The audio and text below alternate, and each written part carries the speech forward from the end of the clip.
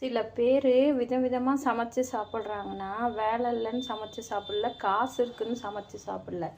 இப்போது இந்த ரசம் இருக்குன்னு பார்த்தீங்கன்னா, நம்ம டெய்லி ரசம் எடுத்துக்கிட்டோன்னா ஜீரணம் ஆகும். ஏன்னா இதில் மிளகு, ஜீரகம், தக்காளி, பூண்டு எல்லாம் சேர்க்கறனால.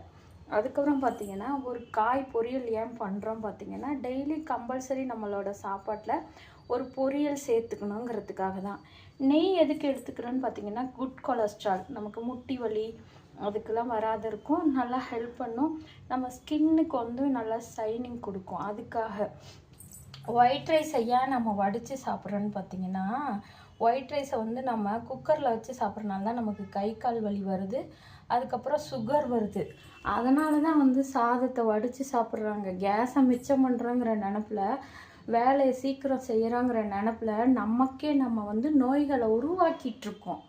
அதுதான் வந்து விஷயம். அதனால் இப்போ டெய்லி ஒருத்தங்க வந்து ஆஃப்டர்நூன் ரைஸ், ரசம், சாம்பார், பொரியல், தயிர் அப்படி சாப்பிட்றாங்கன்னா விதம் விதமாக சாப்பிட்றாங்கன்னு அர்த்தம். சரி சாப்பிட்றாங்க, அவங்களுக்கு வசதியாக இருக்குதுன்னு அர்த்தம் இல்லை.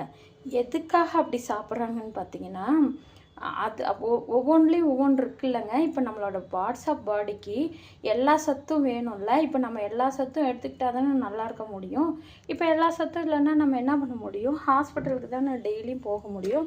அதுக்கு போய் வேஸ்ட்டாக காசு கொடுக்குறத பேசாமல் நம்ம வந்து வீட்டிலே தான் கஞ்சி வச்சுருக்கேன். காலையில் வந்து ஒரு டம்ளர் கஞ்சி குடிக்கணும், அதனால் கஞ்சி வச்சுருக்கேன். எதுக்காக நம்ம ஹாஸ்பிட்டலுக்கு வேஸ்ட்டாக போய் காசு கொடுக்கறதுக்கு பதிலாக நல்லா ஹெல்த்தியாக சமைச்சு சாப்பிட்டு ஹாஸ்பிட்டல் செலவை கம்மி பண்ணிக்கிட்டு மாத்திரை முழுங்காமல் இருந்தால் நல்லதுங்கிறதுக்காக தான். இப்போ தயிர் சேர்த்துக்கிறோம். ஏன்? உடம்புக்கு வந்து குளிர்ச்சி எல்லாமே வேணும் தானே உடம்புக்கு. அதனால தான் வந்து சாப்பாடு வந்து அப்படி சாப்பிட்றாங்க. வசதியாக இருக்குது, அவங்க விதவிதமாக சமைச்சு சாப்பிட்றாங்க அப்படின்லாம் நோக்கம் கிடையாது. எல்லாம் எல்லாம் சாப்பிட்ணும், ஹெல்த்தியாக சாப்பிட்ணும்.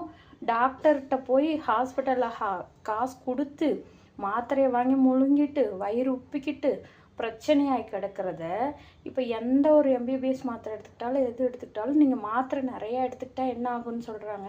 கிட்னி ஃபெயிலியர் ஆகுன்னு தானே சொல்கிறாங்க.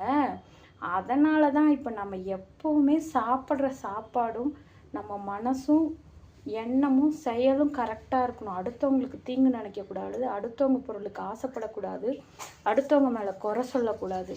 இதெல்லாம் பண்ணும். உங்களுக்கு முடிஞ்சால் 4 பேத்துக்கு நல்லது பண்ணுங்கள், இல்லைன்னா 4 பேத்துக்கு கெட்டது நினைக்காதீங்க. அவ்வளோதான். ஓகே, பாய், டேக் கேர்.